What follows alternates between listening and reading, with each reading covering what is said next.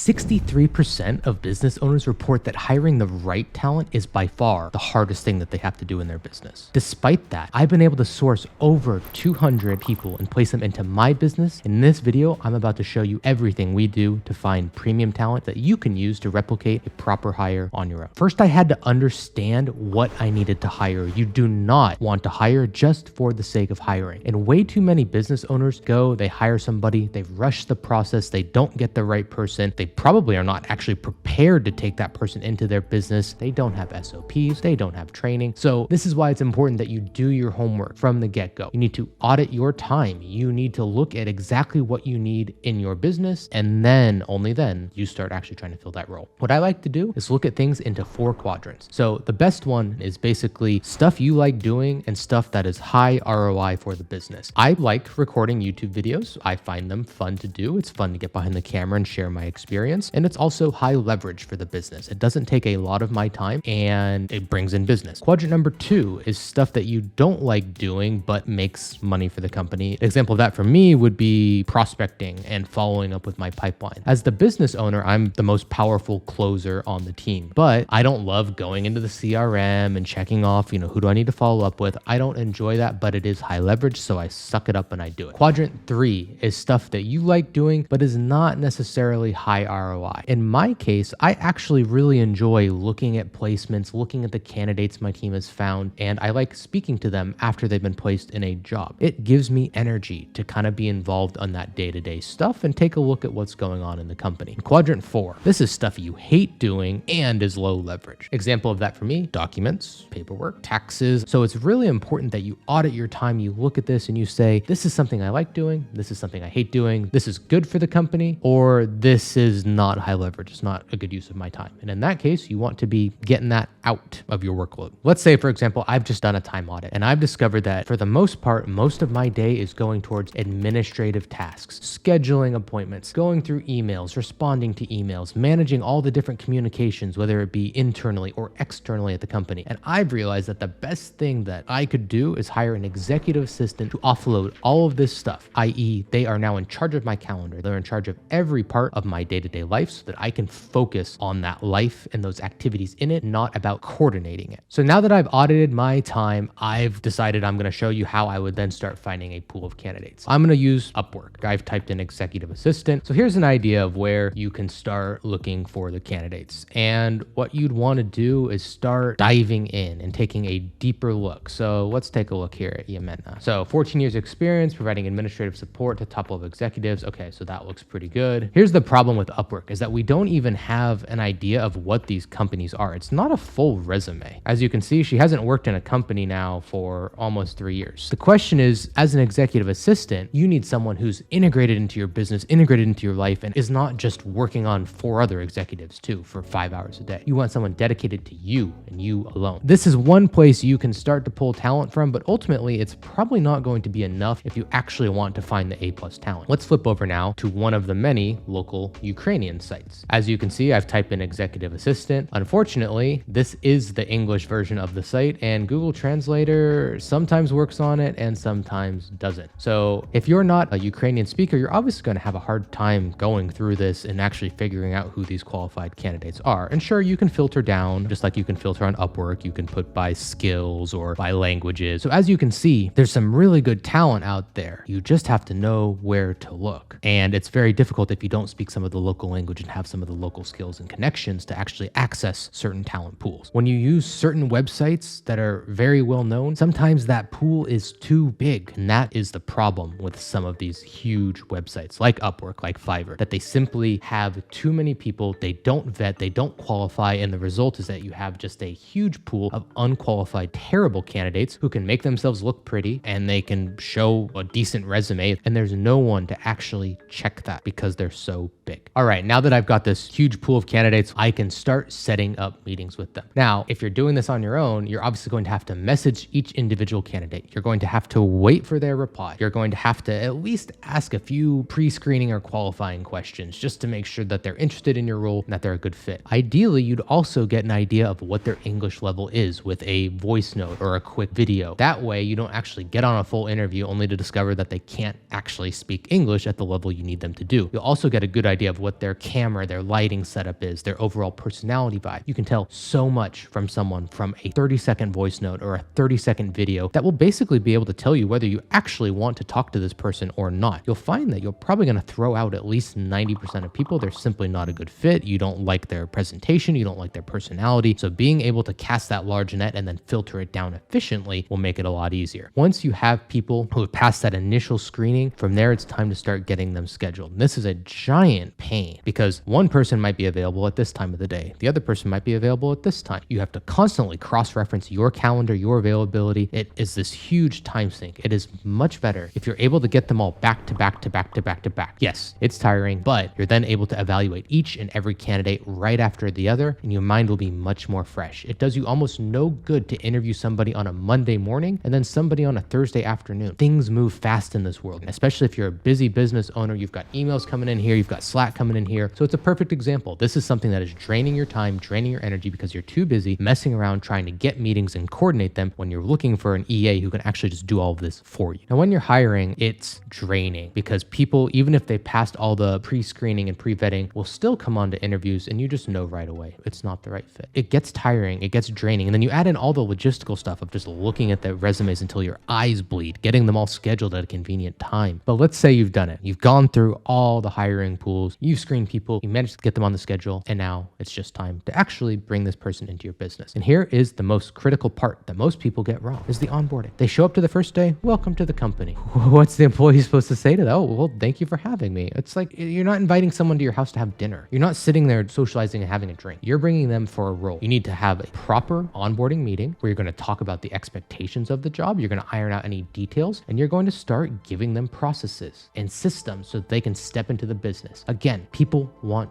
structure. So it's so important that you have laid this out and you have clear expectations and guidelines. It is so much more likely to set you up for long-term success. Over the past few years, Hire UA and myself have used this exact process to place dozens of employees in our business and to place hundreds of employees in other people's businesses of all shapes and sizes, all industries. In reality, hiring A players is the difference between you struggling along just barely below that 7-figure a year mark and getting it to 8 figures. You have to start hiring. You have to start building out processes and systems. You have to start delegating and trusting. And when you do all of this, great things can happen, but it requires you getting it all right from the start. If you just want A+ talent into your business, you don't want to have to worry about searching for them. You don't want to have to worry about screening them. You don't want to have to worry about scheduling them and onboarding them. Simply click the link in the description below or go to hire-ua.com. We specialize in placing premium talent into people's businesses at record time. And last thing, if you want to know whether a $1,000 a month